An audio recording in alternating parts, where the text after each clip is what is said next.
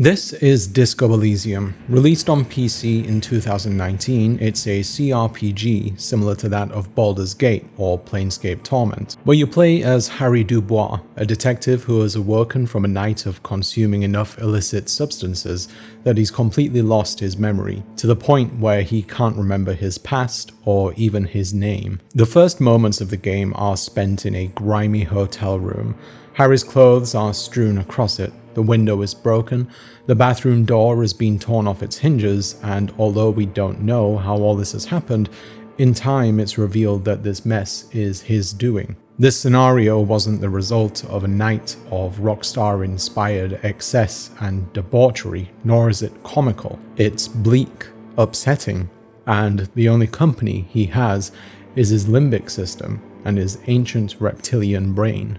He asks his limbic system what's waiting for him when he wakes up, before he's reborn as a blank slate, and it offers him this absurd vision of evil apes on a giant ball fighting and dying over resources, and that if he doesn't beat the other apes, then he'll lose. All Harry can do is comment on how sad this reality is, and his limbic system reveals to him that he drowned in this sadness long ago, that he lost. You, as the player, interact with the world around Harry through simple mouse clicks, talking with people he's met once before, not knowing whether the chaos of his existence has affected them in some way. You're given choices where you can learn more about him and what he's done, and in some cases you're given the opportunity to apologize or shun responsibility entirely. Harry forms an alliance with his interim partner, Detective Kim Kitsuragi, as they collaborate to unravel the intricate circumstances surrounding the murder of a mercenary in Martinez, who, along with his allies, was dispatched to violently disrupt the dock workers' strike. This city languishes in a state of desolation, marred by the aftermath of a failed communist uprising and the indiscriminate bombardment inflicted by warship artillery. The streets lie in disrepair, buildings bear the scars of conflict, and the inhabitants' morale has been deeply eroded. On a mechanical level, Disco Elysium is simple. You point your cursor over objects or people, click on them, and then you're often given lengthy amounts of dialogue from a narrator or the NPC, followed by responses that Harry can give or choosing certain actions. There isn't any combat in the game or other elements that require some form of complicated or well-timed input from the player. The closest that you get to that is choosing the direction that Harry walks in by clicking on the floor. There are moments that resemble combat, like when you get the option of delivering a flying roundhouse kick to a eugenics-obsessed weirdo, but that's just one of the many choices that you have. Disco Elysium expects you to navigate the world and its problems with Harry's ability to talk with people and extrapolate information through his various means. His success at doing so is determined through how you invest in his skills, but unlike in many other games, when you allocate skill points in Disco Elysium, it doesn't grant Harry spells or improve his ability to land critical hits. Instead, it increases his chances of succeeding in dialogue choices or performing certain actions which relate to his intellect, psyche, physique, and motorics. It all seems very complicated and alien when first playing it, but you're ultimately making the choices that alter Harry's everyday abilities and unlocking parts of his memories that remained dormant after obliterating his memory. You can also alter these stats by changing the clothing that Harry wears, which is sort of this game's armor system, similar to what you'd find in other RPGs. It can result in Harry looking like he's being kicked through a thrift shop, but it's part of the game's charm, and it's thematically fitting given how Harry is basically a train wreck of a person. Your success at performing these actions is also determined by the game's dice roll system, where you're given the odds when picking a certain dialogue option or action. Your skills can increase your chances, but the possibility of failure always exists regardless. What makes it interesting though is that in most cases you're able to progress regardless of failure, but there's a good chance that it might not be a favorable outcome for everyone involved. You can still fail though. Harry can die in various ways, and rather uniquely, he can also experience ego death, where he simply gives up on everything due to the overwhelming despair or even embarrassment. Disco Elysium is a fascinating, brilliant game. Its world is rich with detail and history. The characters all feel properly actualized. Its story is enthralling. The message behind it is eternal, and although it can feel crushingly depressing at times, it still leaves just the right amount of space for levity and hope. Without a doubt, it's easily in my top 3 favorite games of all time. It's one of those experiences where as soon as I finished, I wished that I could wipe my memory of it just so I could play it through with fresh eyes. I finished the game 3 times since its release, and soon after I started recording the footage for this video, I decided I'm going to play through for a 4th time. Simply put, Disco Elysium is a masterpiece. However, as much as it pains me to say it, I wouldn't recommend it to everyone, for the simple fact that I know a lot of people would think that Disco Elysium is boring. And as much as I disagree with that, I fully understand why someone might think that way. For starters, as I mentioned earlier, most of the game is just dialogue. The script is over 1 million words long, which, for context, is longer than all of Tolkien's Lord of the Rings books and The Hobbit put together, and a lot of people don't like reading too much when they play a game. It's also not mechanically engaging, seeing as most of what you do involves pointing and clicking on elements on the screen, largely at your own pace. The quality of a game is often contingent on how well crafted its mechanical gameplay elements are and how satisfying it is for a player to interact with it. For example, with a game like the recently released Tekken 8, the feedback is simple. You push a button and your character reacts to that by performing an action such as a punch or a kick. You can develop your skills further by learning combos, pressing the right inputs at the right time to perform a string of attacks without interruption. Most games work on this premise, since most games are action-based, but Disco Elysium and other dialogue-heavy games such as visual novels are not only devoid of these mechanics, they're built from the ground up to intentionally avoid them.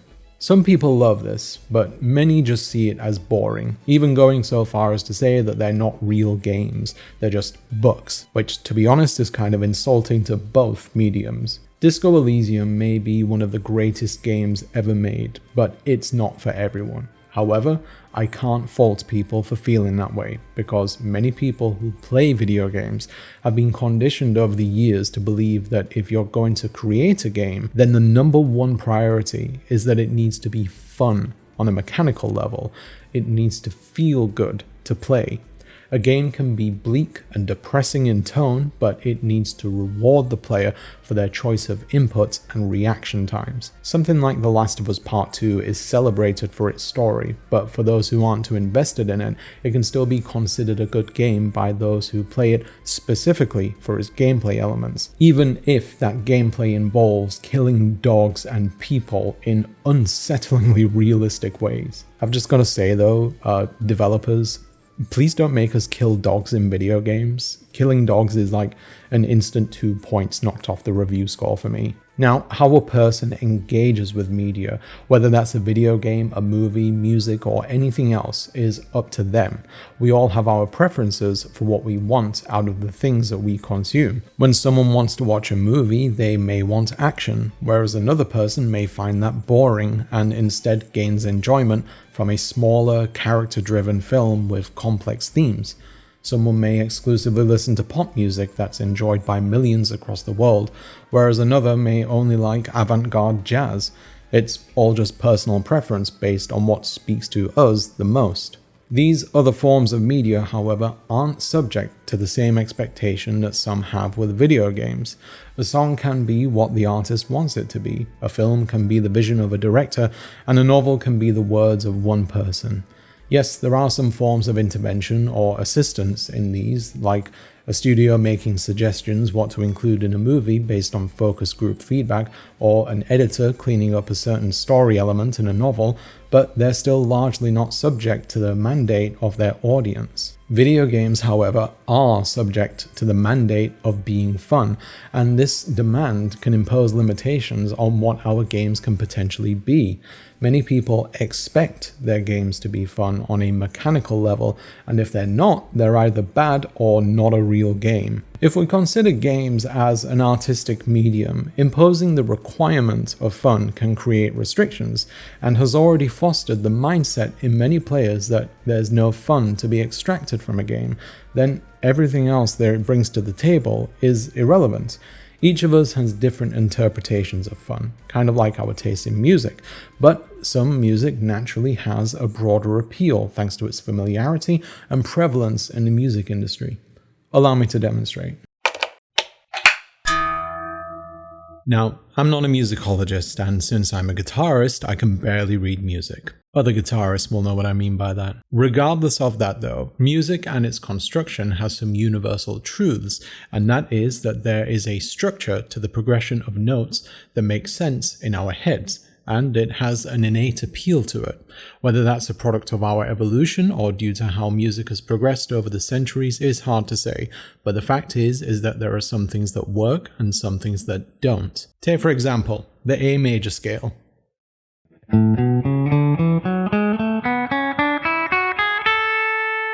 There is an order to it that simply makes sense to you. Each of these notes belongs to the key of A, and those notes between those intervals don't belong. If you include extra notes, then it loses its appeal and starts to feel dissonant, almost uncomfortable. This structure applies to chords too. Take for example the 1-4-5-1 chord progression, arguably the most famous and widely used progressions in all music throughout a variety of genres. In the order of natural note intervals, here's what it looks like, and for an example, here's what it sounds like when you play it.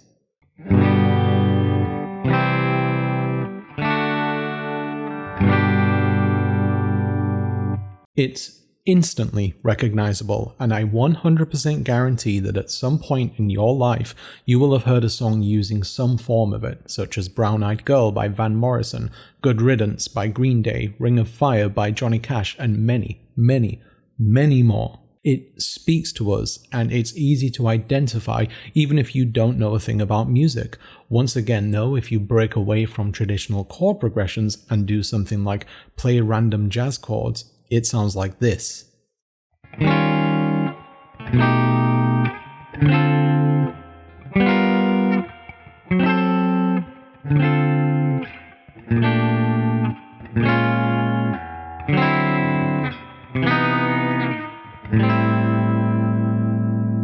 Now, to many of you, that may have sounded god-awful. What I played there was completely random, I didn't choose any particular notes, and I just went around the fretboard using whatever jazz chord I knew, but regardless of my intention, there's a good chance that it appealed to some of you. It spoke to you, despite it sounding like chaos to everyone else. It's inexplicable, but it worked. That's kind of how fun works. Like music, your version of fun may be different to another person's. What one person may find boring, complicated, or confusing may be enthralling to another, and even games made with the intention of being fun first and foremost may be painfully boring to some people. And while we're on the subject of music, check out my new album, Algorithm and Blues. 6 hours of singing about how crappy YouTube is while pretending I know how to play guitar. Anthony Fantano called it the most egotistical yet somehow most self-deprecating album I've ever heard. And as YouTuber turned singer-songwriters go, this is a new low. Available on a 14-tape set. Personal check only. So, back to games. Let's talk about the 2012 game Spec Ops: The Line, a game that had something to say, that games about war and their popularity are a problem. Over the years, Spec Ops has become beloved for its story, and how its impact is successful largely due to it being a video game, where you, as a participant, have to take responsibility for how things play out. It's a military shooter, of which there were a dime a dozen back in the early 2010s, but Spec Ops: The Line wears this fact proudly, and for good reason. During this era, military shooter games were a celebration of the heroism of the armed forces. They placed you in the shoes of elite soldiers, fighting against numerous threats and often insurmountable odds. You didn't have any special powers other than an ability to heal from bullet wounds quickly enough that it would make Wolverine envious. You were just a well-trained soldier who's been tasked with defending their country and the people that they love. Why you're doing this and what sort of relationship your enemy has with your nation is usually left unexplored. As far as you're concerned, you're doing the right thing. Without getting too deep into the story, Spec Ops: The Line turns this narrative on its head. You're an American soldier who's been sent into Dubai with a small squad to deal with a rogue American battalion led by Lieutenant Colonel John Conrad. As you progress through the game, it becomes apparent that things aren't quite what they seem. Your character, Captain John Walker, continues with his mission and along the way is faced with various choices.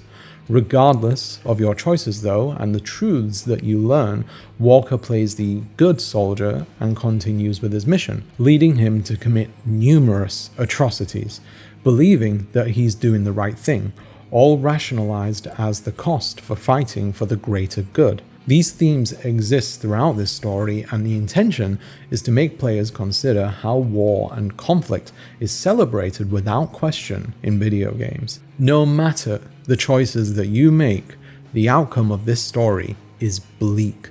Even if you choose to avoid killing certain people, because regardless of these few choreographed choices, if you want to see the game through to its end, you still need to kill people. The game judges you for continuing to play it, asking why you should care about your action, highlights how killing is used for entertainment purposes, and asks you directly if you feel like a hero yet. With all this in mind, the message behind Spec Ops: The Line is that if you don't want to be complicit with the video games industry's celebration of war, then your only choice is to not play their game. That if you don't want to be like Captain Walker, then you shouldn't play as Captain Walker. Put the game down. Spec Ops may have eventually earned the recognition it deserved, but around the time it was released, it was largely shunned by gamers and reviewers. It was dismissed as being a mechanically shallow experience that didn't do much to differentiate itself from its supposed peers. It was a military shooter, but it was seen as just another military shooter, because a lot of people refused to see it beyond how it felt to play. It is true that Spec Ops is fairly unimpressive when it comes to gameplay. The combat is pretty standard and it doesn't really try to do anything new. There is some debate as to whether this mundanity was the developer's intent, as yet another way of highlighting how stale the genre had become, and although I do like that theory, it might be a bit of a reach. Now, as someone who does hold Spec Ops: The Line in high regard, I can say for sure it wasn't fun to play. And I go as far as to say that it aggressively refused to let players have fun, but it had its reasons for doing so, and they were good ones. It delivered its message in a powerful and effective way, and although it could have potentially done so while also being a fun game, if it did that, then it would have undercut what it was trying to say. That when war is celebrated through games, whether that's through story or gameplay, it turns a blind eye to the horrible truths found in real-life conflict. There are also some games that can become fun, dependent on your level of investment and skill, by which I mean difficult games. Many games offer difficulty options, and that's great, but there are some that are designed from the ground up to be hard and require a substantial time investment to get better at. Prior to your skill improving though, a higher difficulty level can be off-putting to a lot of players. Many players simply want to pick up a game and feel competent from the very beginning, even with limited tools. But harder games onboard players by telling you what it expects from you, by essentially saying that this is how the game is, and if you want to progress, you need to learn how to play. Now, since this is YouTube and I'm talking about video games right now, you're probably assuming that this is the point where I'll start talking about the brilliance of Souls-like games, but I'm going to go off script here and give up on that sweet SEO by talking about something significantly less popular.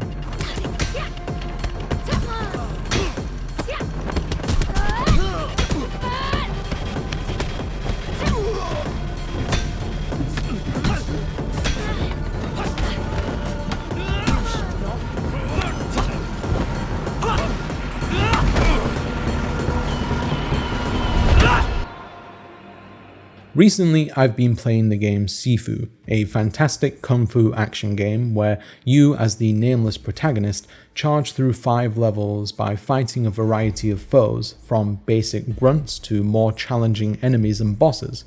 The combat is fast, fluid, expertly choreographed, and rewarding when you're good at it. Sifu has an interesting mechanic though, where if you die, you don't respawn at the last checkpoint, you revive on the spot, but each time you do, your character ages, with you starting at age 20 and maxing out at age 70. If you die at that point, it's game over. Your age has an impact on gameplay though.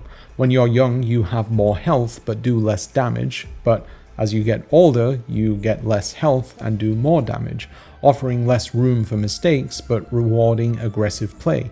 It's a controversial system which arguably punishes failure too harshly, but much like learning a martial art, the game expects you to keep trying. It wants you to learn its tight parry windows for each enemy, when to dodge and which direction to choose, how to manage large groups of enemies, efficient ways of dealing with tougher opponents, using the right moves for the right situation, and how to be consistent. When I first played Sifu though, I was really bad at it.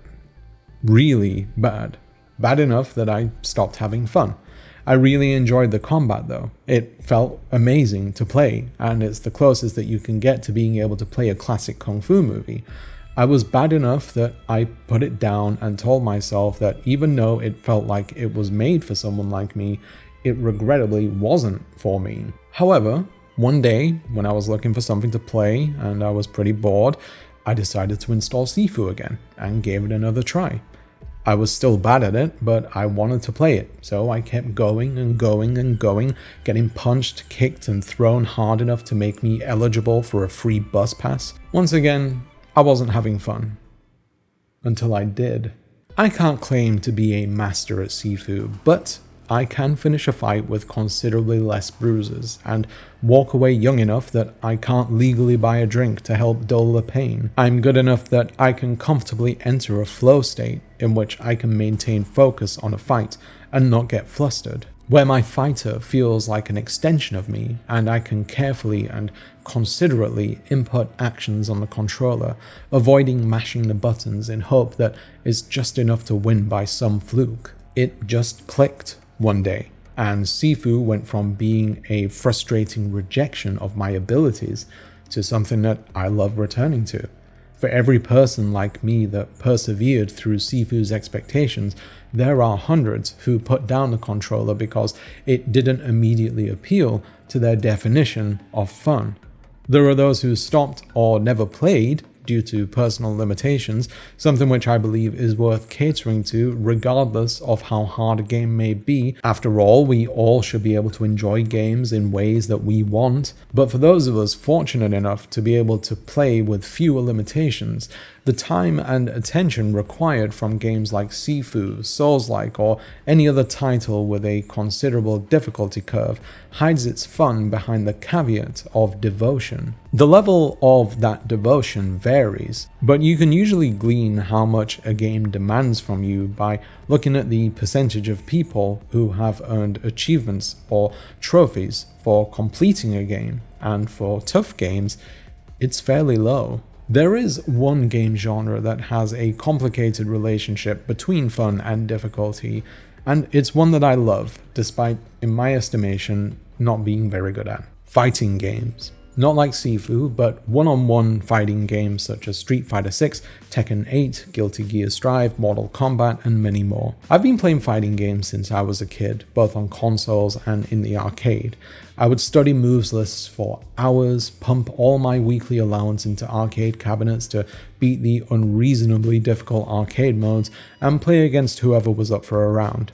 I wanted to be good at them because I found them fun. It's a genre that just speaks to me with their eclectic character rosters and energetic short bursts of gameplay. There's an interesting contradiction with fighting games though. The average person can pick up a fighting game with no prior knowledge of how to play and probably have fun. They can move around using the directions, and every button that you press will perform various attacks. When playing against the CPU in arcade mode, that's usually enough to win until you get to the later enemies. But depending on the human you play against, the fun factor can change drastically. When game consoles became the primary home for fighting games, online play became the way to play. Before this, whenever I played against someone like a friend, it wouldn't even be a close match, and I'm not bragging there.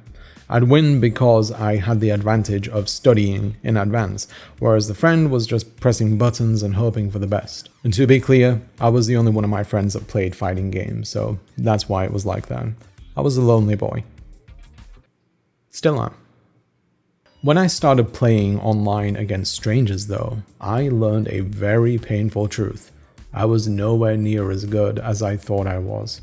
I'd go as far as to say that I was terrible, and all of a sudden, these games didn't feel so fun to me anymore. To this day, I still love fighting games. I play them regularly and I enjoy the various modes available. I also play online against others, something which brings some anxiety, but I can't think of another game genre that offers such a brutal reality check that shatters the Dunning-Kruger effect so efficiently. Fighting games are deceptively hard to learn though. In games like Tekken, your average person can pick Eddie Gordo and win by mashing some buttons, but beneath that simple level of play there are numerous complexities, and getting to know these and how to apply them is key to being good at video games. There are hundreds of different terminologies and concepts across the fighting game genre that most people who play these games will have never heard of. A few examples include frame advantage, frame trap, mix-up, okizime, cancels, meaty, neutrals, counter, punish, wake up, zoning, hit confirm. The list goes on, long enough that there's sites with glossaries that cover all of these games. Fighting games are complicated, and the people who are good at them are truly skilled. Depending on who or what you're playing against though, there are diminishing returns on the fun that you can have with the genre. The fact is though, that of all of the genres in the world of video games, fighting games are probably the most deceptive in their simplicity. On the surface, it's two characters on a screen, and when you push buttons, they hit each other. Simple, right? You can load up Street Fighter 6, pick Cammy, jump around and keep pushing buttons that seem to be working. On the other hand, you can spend hours labbing in training mode, discovering combo strings and learning how to execute them flawlessly each time. So instead of doing something like repeatedly jump kicking your enemy, you could do something like, crouching light punch into standing back medium punch to a heavy kick launcher, forward jump medium punch to EX cannon strike, finishing with a choice between cannon spike, spin drive smasher, or delta red assault if you have level 3 super. Easy, right? Mercifully, fighting games are becoming much more accessible with modern control schemes, so that people who don't want to invest their time into learning special moves and complicated combo strings can perform otherwise difficult feats with simplified inputs. That is honestly great, because ultimately it allows people to have fun with a lesser investment and feel as though they're able to perform adequately in an otherwise prohibitive genre. Some might say that modern control schemes undermine the skill required to be good at fighting games, but I say, so what? The original, more technical inputs still exist in games like Street Fighter 6 and Tekken, and they allow for more flexibility in how you approach a fight, but modern control schemes allow those who just want to have fun to have fun. Fighting games don't have to be fun, but it's good that they can be. Not everyone has to strive to be Daigo, Sonic Fox, or Tokido. Around the early 2010s, as the indie game scene was gaining larger recognition, there was a genre of game that was growing in popularity dubbed walking simulators. One of the most famous ones being Gone Home. In this game, you played as a young woman, Katie. returning to her family home from overseas to find it almost empty. She finds a note on the front door from her younger sister Samantha asking Katie to explore what remains in the house to discover what happened. The game involves looking around the house, reading journals and notes to gain an insight as to what happened, and use that information to figure out where to look next. There are some light puzzle and exploration elements to it, but mechanically the game is very simple, opting to tell a story first and foremost. It's a fairly short but very affecting tale in which you, as Katie, learns about the dissolution of her family, caused by her father's insecurity as a writer, her mother becoming distant from him, and her younger sister discovering that she has an attraction to women, which her parents object to. The reception to it by the gaming press was very positive, and many people who played it loved it too. However, the game received some vicious criticisms from certain contingents of gamers for being overly simplistic, with no real skill required to play it, and little to offer beyond its story. They also objected to it being celebrated by critics, believing that it was setting a bad precedent for how future games should be made. And although there were games released with a similar feel, such as Dear Esther and What Remains of Edith Finch, Gone Home's popularity ultimately didn't reshape the industry. It's also worth noting that this occurred during the Gamergate movement, where many objected to the inclusion of LGBTQ+ themes in Gone Home, but this was often thinly veiled by the claim of the game being boring or even accusations of it not being a real game, hence the backhanded term walking simulator. Once again though, we have to ask, is there a mandate for games to be fun? And the simple answer is no. I think one thing that we might need to consider is to start taking steps away from long-established naming conventions. Specifically, should we still call games games? I think we've reached a point where most of us have accepted that the medium of video games is capable of producing things that don't fit the definition of a game, wherein you attempt to achieve certain goals by using skills that you accumulate through play. Video games can be a vehicle in which you can simply tell a story that's enhanced through your active participation, something which mediums like film and books can't achieve. And that not only makes it unique, it gives it the flexibility to do something special. When you weigh it down with the need to be fun, you put limitations in place which may potentially prohibit them from delivering a more potent message that could otherwise be achieved by removing the mandates of fun. I don't know what else you could call video games without them sounding silly or pretentious, but if we're to allow the medium to be less narrowly defined, then we need to give up on the idea of them purely being games and explore what else they can be. After all, we've pretty much been doing this since the inception of video games. It's just that the saturation of fun-oriented games has skewed some people's expectations on what they can be. It also goes without saying, but you can tell deep and meaningful stories while also being fun. I just wanted to make that clear and not make it seem as though I'm saying that these experiences can only be delivered through games without mechanical complexities. We all have our different ideas of fun. We all have our different ideas of art, and the two things don't have to be exclusive or forced to coexist alongside each other just to achieve mass appeal. Some things speak to us, some things don't. It's fine if you prefer fun games, and it's fine if you don't. I know I'm fine with being an outlier with certain genres. The survival game genre is ludicrously popular right now, but every time I've tried to play one, I've just found them painfully boring. Minecraft has sold more copies than the Bible, and I find it really dull. I'm okay with grinding in a JRPG, but I'm not keen on farming for materials to build stuff and eat. I tried out Palworld recently since it's on Game Pass, and despite its immense popularity, I just couldn't get into it. Something about it didn't click with me. Even outside of its pretty gross and blasé approach to enslavement and its non-union equivalent Pokemon knockoffs. Speaking of which, Pokemon. It's literally the highest grossing media franchise of all time with millions of highly devoted players, and even though I enjoyed it when I was a kid, as an adult, I just find it boring. And it doesn't help that in a game where evolution is one of the core concepts, the franchise ironically hasn't evolved all that much. A lot of fans are obviously fine with that, but I feel like I need more. That's just me though. Audience reception may be glowing for these games, but does it make me wrong for not liking them? Of course not. They're just not my version of fun. It's important to try different things and see if there's anything out there that might be for you. I mentioned how much I love Disco Elysium at the start of this video, and if I'm fully honest, I didn't think that I would be interested in it at first. I eventually gave it a try, and I found that not only did I love it, I loved it enough for it to be considered one of my all-time greats. It is okay to have fun with a video game, but it's also okay to reject fun. A world in which we demand our media fulfill certain criteria would ultimately result in bland, homogeneous products. Besides, in this day and age, we've seen what we can get when you ask developers to make games that attempt to mainline a constant flow of endless fun.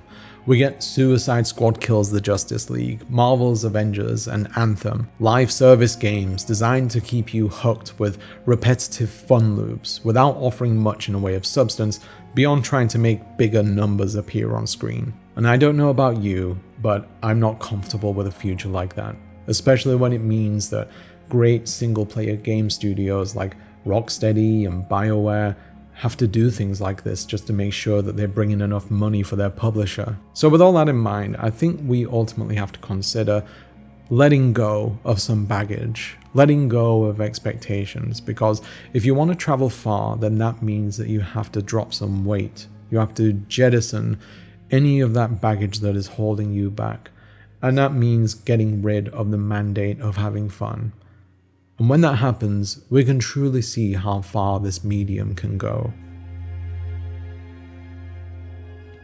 Thank you for watching my video on www.youtube.com. I hope you enjoyed it. If you did, then things such as a like, subscribe, comment, or all of the above go a long way in helping my channel on this awful website. These videos are made possible by the patrons that you can see on screen, who also get to enjoy ad-free early access videos. I'd also like to offer a special thanks to the following supporters who donate $5 or above: Femgirl Aaron, MD Bagel, Syndrome Noir, JP, Minty, Malcontent, Jacob Mayer, Zoe B, J Miz, Mech, Ella's Wren, Beige Circle, Jonathan Morris, Aria Rose, Bailey Grevling, Catherine Pandel, Candide, Dan McCrary, Remy Allen, Grant B, Enrique Gutierrez, Mergerger Fashionable, Alina, R. Atoms, Games, Cami, Sparrowwagon, El Salvador Dali, Tadeo Deoria, Ryan Osterman, Jay, Catherine, Carlan, Patrick McBain, Gina I, Gay Frogs Collective, Ruby O'Connor, David Azolari, Henry the Longshot, Lizzie Peasy, King Me, Fishcatch, Emily Argentine, The Paultism, Haplo, Tanda, Gertz Weinreich, BestFriendsGang.tv, Charlie, Locked In, KevU, and Lucky Number Devon. You all have my eternal gratitude, and I wish you nothing but the best. I'm going to be streaming on YouTube soon, starting off with a baking stream and a giveaway for Disco Elysium on Steam. Keep an eye out for that, or follow me on Blue Sky for updates. You can also join us on Discord for announcements and stay for the wonderful community we have. Links to everything can be found below. Thanks once again for watching, much love, take care.